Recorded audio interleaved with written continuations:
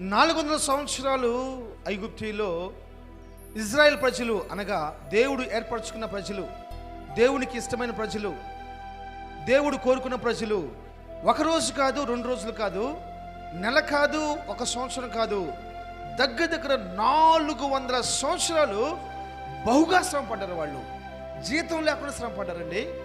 జీతం తీసుకుని శ్రమ పడటంలో సంతోషం ఉంటుంది, జీతం లేకుండా శ్రమ పడటంలో ఎంత బాధ ఉంటుంది. ఐగుప్తులకి పొలాలు ఎక్కడ ఉన్నాయి అబ్బాయి?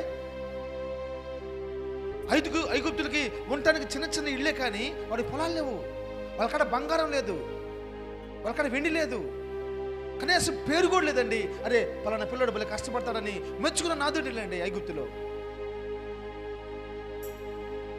ఐగుప్తు దేశంలో వాళ్ళకి ఎలాంటి పేరు లేదు, ఎలాంటి ఘనత లేదు, ఎలాంటి ఆస్తి లేదు, ఎలాంటి మర్యాద లేదు, ఎలాంటి సుఖం లేదు.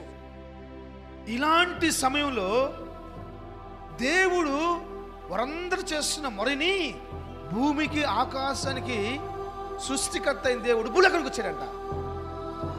భూలోకానికి వచ్చేసేసి దేవుడు ఒక వ్యక్తిని ఏర్పాటు చేసుకున్నాడు.